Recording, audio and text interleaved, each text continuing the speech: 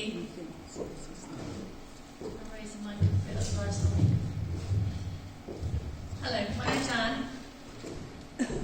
I'm a resilience rebel, a creative change maker. Sorry, you better do that. Thanks.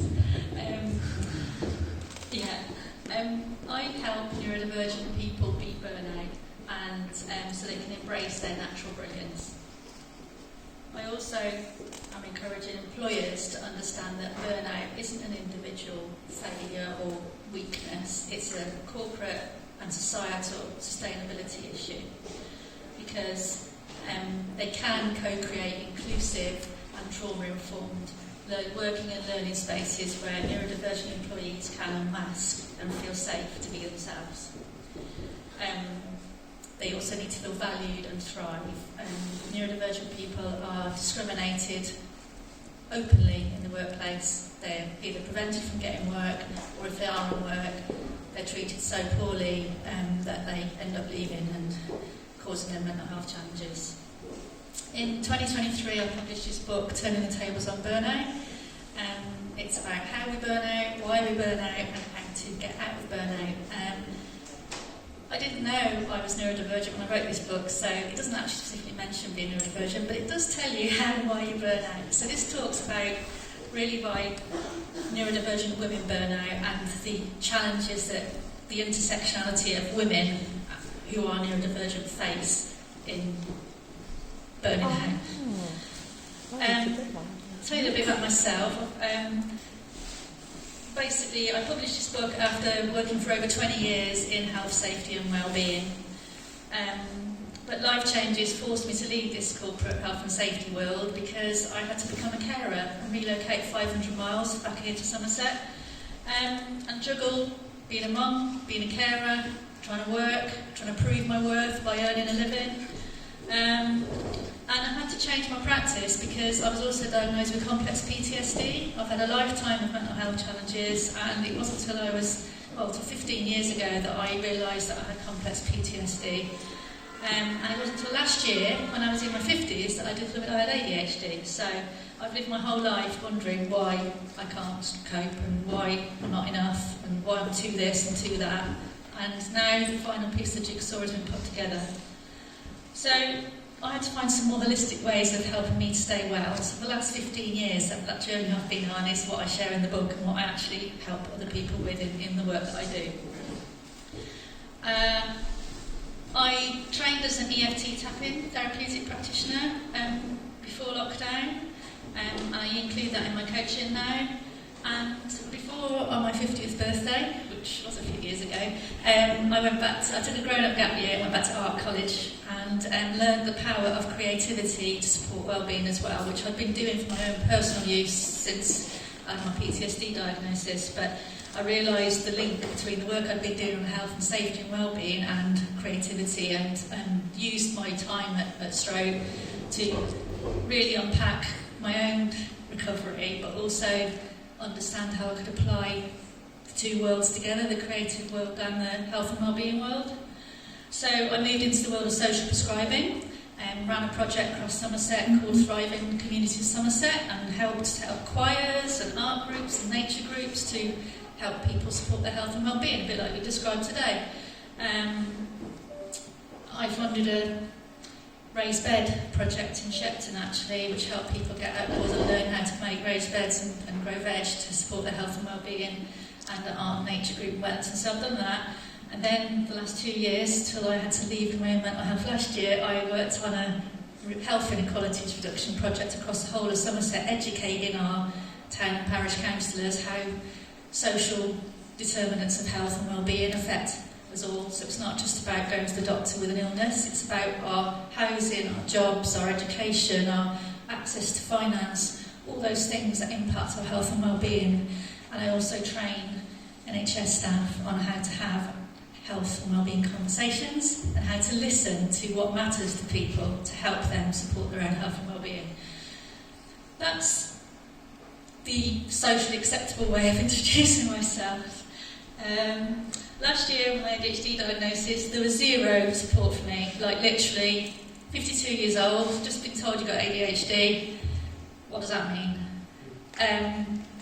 I got no access to medication, not even the opportunity to be medicated, and my GP just said, here's a text, here's a number, refer yourself to talking therapies.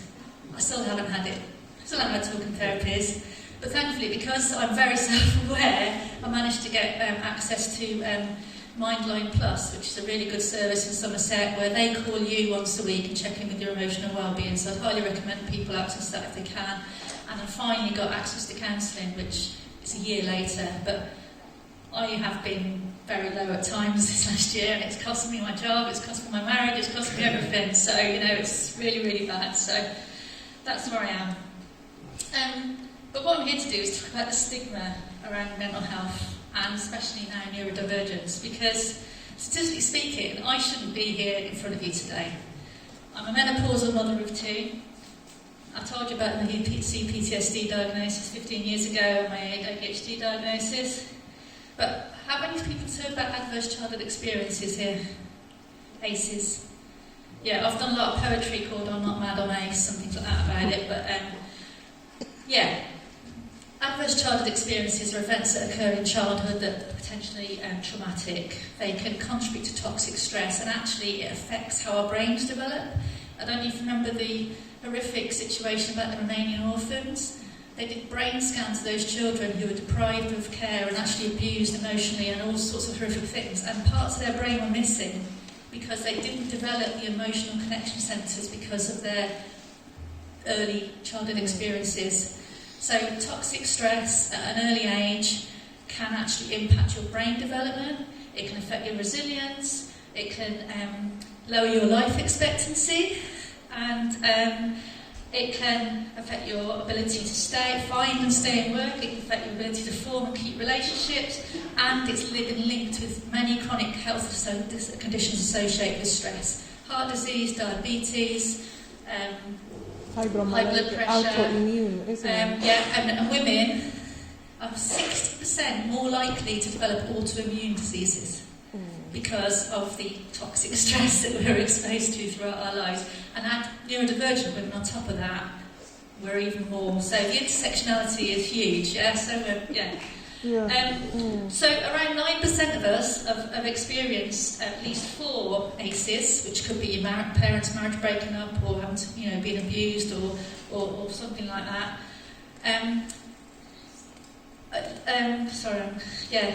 At least 4. And experience 6 or more ACEs. There's a whole list you can go on. It's like a checklist you can go on and look at. Can reduce your life expectancy by up to 20 years. It can cut your life short by up to 20 years. So it's something you experienced as a child. My score was 9. So you can understand why I'm feeling blessed to be here with you today. What I've learned through reflective practice and the trauma-informed training and development that I've done over the course of my career are the coping strategies and the masks that I had to develop to live and work with the complex trauma. So I'm working really hard to inform and educate people, so that's why I'm so passionate. I wasn't being rude earlier, I'm just so passionate about this, because I don't want any young people or young adults to go through what I've experienced.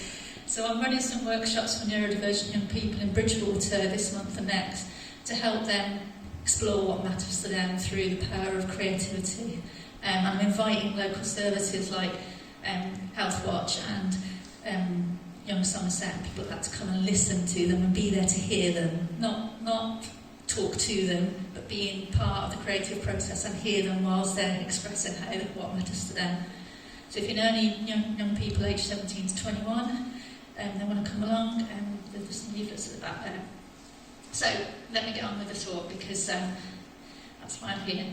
So why neurodivergent women, especially during the perimenopause, face higher burnout risks, and what can we do about it? Why are neurodivergent women at higher risk? Okay, masking. Years of suppressing our traits, and actually, especially if we don't know, to fit into a patriarchal capitalist society that has norms about how girls and women should behave. If we can't keep up with the communication and social skills, because we don't have the wiring to do it, we try even harder and we wonder why we can't make friends or we can't stay in relationships or stay in jobs. And actually, it's exhausting. It's absolutely exhausting. Rejection sensitivity dysphoria is a common trait in women with ADHD and some people with autism. We fear judgment, comments that could be just, no thank you, actually physically hurt us to the point where we can't stop ruminating about it. And ADHD in boys, because all the research on ADHD is on boys and men, white boys and men, like that. Hardly any of it is on girls. So the DSM, the Diagnostic Manual, is based on how it presents in men and boys. So that's why girls get missed, they don't get diagnosed. They're better at masking it, aren't they? Well, they're better at masking, but they're also how it shows up in women and girls is not recognised in the DSM. We internalise a lot of it, we ruminate a lot, the RSD and the emotional dysregulation and the executive function, we internalise it, we self-criticise a lot more than boys. Boys will express themselves in different or more physical ways, generally speaking. Because one person with ADHD or autism is one person, we're not all the same, everyone's individual. Emotional dysregulation, we have more intense stress responses and it's harder to recover. So if we make a mistake or something didn't go right, we really struggle to go back to that space again or do it again because we're so traumatised by getting things wrong and feeling like everyone's talking about us when people probably forgot it anyway, do you know what I mean? So, the big difference, obviously, with women and girls is our hormones. And patriarchal society jokes about women's hormones, but actually, physiologically, they are massively impactful on our emotional and physical well-being. And we have faced so much medical and societal gaslighting throughout our lives because if we say how we're feeling, we're invalidated, or we're told, no, actually, you don't feel like that, it's your hormones. So if a girl, through puberty, is expressing some signs of being neurodivergent, it's either seen as girls shouldn't behave like that or it's your hormones. But I've got 2 science degrees, so I'll try and explain it in a way that's not sciencey for you. Our oestrogen is, cycles monthly throughout our lifetime. At puberty and at menopause, it drops off a cliff in menopause, but puberty is all over the place. Oestrogen is produced in our bodies in the same pathway as our stress hormones, cortisol and adrenaline. If our body is seen to be in fight or flight or in danger in any way, if we're seen as being threatened, our brain will prioritise the stress hormones to keep us alive rather than the sex hormones. So, our oestrogen cycles anyway through the month, so some days we're okay, some days we're not, because oestrogen affects our dopamine levels in our brain and our access to serotonin, which is our happy hormones.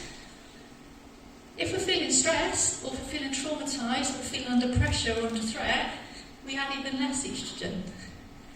So it's really important to understand the physical differences between people who identify as who are female. I'm not going into genders now, but females, people with a uterus, and people who produce oestrogen and progesterone, and people who don't. We also have increased sensory sensitivities. So we have higher set points for reduction to stress. Lower set points, so we're more prone to stress. We also have affected our sleep, and you talked about Maslow earlier. Sleep is one of our basic survival things. So if we don't get a good sleep, we can't cope, and there's lots of less, physical and mental issues. That could be because we're hypervigilant. It could be because our brains just don't switch off. It's been described as having a racing car brain with bicycle brakes. Overstimulation as well. So our thoughts just continue. You can't switch them off. I wrote a poem called "The Radio Station in My Head" because you just can't switch it off. Your brain does not switch off. So that causes exhaustion, more like to burn out. And I've already mentioned the medical gaslighting and the misdiagnosis. Many girls, one of the things with ADHD is disordered eating, either because we're hyper-focused, so we forget to eat, we forget to go to the toilet, we forget to even drink water, or we just can't think about what we want to eat because we're so overwhelmed with the decision of thinking what we want to eat. So our eating becomes disordered. That gets identified or diagnosed as an eating disorder, which is completely different. An eating disorder is a very different mental health condition. Yeah? I think what I've learned is as well that lots of people has been misdiagnosed with mental health, but actually comes from neurodiversity. Yeah, because we develop, they can be comorbid. We can develop anxiety and depression as a result of the trauma of not being validated or recognised or coping with masking. So they can be coexisting, but also, as you say, they can be It's really interesting, missed. but I can definitely relate. Yeah. I'm probably not diagnosed and ADHD. some people choose not to get really diagnosed relate. because we can't at the moment. How long is the waiting list? Somerset's 3 years. I got diagnosed through Right to Choose. I contacted Somerset ADHD support service because I was told by my health connector, saying, there you go, there's some people who will support you. Do you know what they said to me? No, we can't support you because you weren't diagnosed in Somerset. Oh. Now you tell somebody, and I wrote to them, I emailed them back saying, do you realise you've told somebody you just found out they've got ADHD and rejection sensitivity, you can't support them? I mean, it'd be funny if it wasn't tragic, because I could have taken that and it could have impacted my mental health if I didn't have access and self-awareness for other resources. But thankfully, I didn't give up and I carried on pushing at other doors to try and get support. So the NHS and Somerset only fund support for people who are diagnosed on their 3-year waiting list. That's it. So I said, if I had cancer, would you do the same for me? You could say you wouldn't treat me because I'm not diagnosed in Somerset? No. So basically, there are many reasons why women who are neurodivergent burn out. Let's talk about burnout for a minute. What is burnout? Anyone talk about burnout? What is it? It's the official World Health Organization definition is prolonged exposure to prolonged exposure to unmanaged chronic workplace stress. I'm going to add life stress into that because I think it's legitimate. It's prolonged exposure to chronic stress, yeah?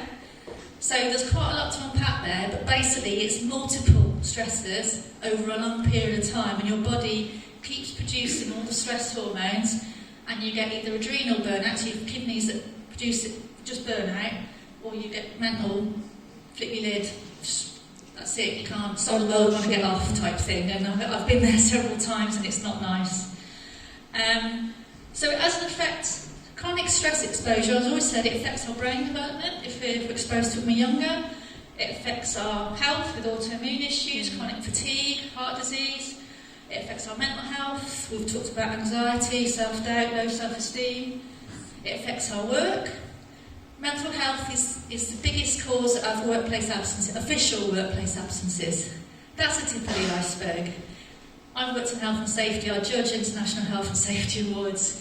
People don't say, I'm taking a week off because I've got mental health. They'll say, I've got stomachache, or I've got flu, or something else. They don't admit, because if you admit you've got mental health challenges, you would put on disciplinary, or you might be seen as not good at your job.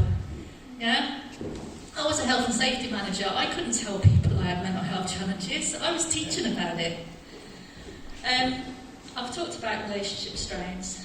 So let me just finish by saying how to turn the tables on burnout. I call it turning the tables on burnout because in EFT tapping we talk about beliefs having been a tabletop, and we use tapping to take each leg of the table away to topple that belief. Yeah. So turning the tables on burnout is taking the legs away from underneath that table that we believe that we can't cope, or we believe that we're no good. So first one is to understand your neurodivergence and learn what it means for you, how you live, how your brain works, what strengths you have, how to work with your brain rather than against it, so to learn to unmask. The next thing is to reframe and release your response to the stresses that you're being triggered by. Learn and let go of outdated beliefs about productivity and self-worth, about your worth, because you are valuable, but regardless of your bank account amount, regardless of what other people think of you, you are worthy, yeah? Learn emotional regulation tools. So I've talked about tapping, we can do breath work, we can do mindfulness, we can learn self-compassion. Learn some ADHD-friendly boundaries on your time and energy. So learn to say no more often. It's okay to say no. And other people's stuff is other people's stuff, it's not your stuff. If you are in peri or menopause, there's some really specific strategies you can use in terms of learning about how your hormones work, learning about different lifestyle adjustments like your diet. Regulating your blood sugar is really important for your brain function, learning to eat the right nutrients that will help your brain to produce and keep the dopamine and the serotonin that help you stay motivated.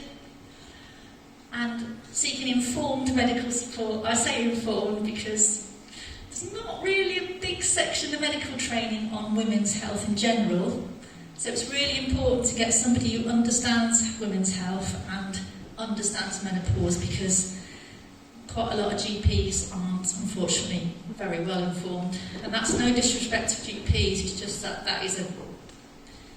I think it's not only the GPs, but I find that schools, I know you talk about women's health, but for children I have been told several times that there is no need for diagnosis because the support remains the same. But I think it's what you said is ever so validating to understand why have I never fit in, why couldn't I keep those relationships? It's making friends is a big challenge, yeah. And what I didn't say is there's a big genetic component to this. So ADHD especially, I'm not sure about autism, but ADHD, if you've got a child with ADHD, it's very likely that one or more of the parents is neurodivergent and they don't get the diagnosis. And the NICE guidelines, the National Institute of Clinical Actions guidelines on ADHD diagnosis, specifically says if somebody gets a diagnosis, they and their family should get emotional support. That is in the guidelines. It's not being implemented because it's very likely that the parents are. So you want to reduce ACEs. If you've got a child who's identified neurodivergent, look at the parents, support them, help them. It just makes so much sense. And basically, finally, I'm going to end up with community and support. We've talked about cares today. Your social determinants of health, your community and social connection is vital for your mental health. Sense of belonging. You have to feel like you belong. If you're masking and don't feel like you belong, you're not going to be well, are you? So find spaces and places and people with who you can unmask and feel understood and validated. Thank you. I don't need to give up.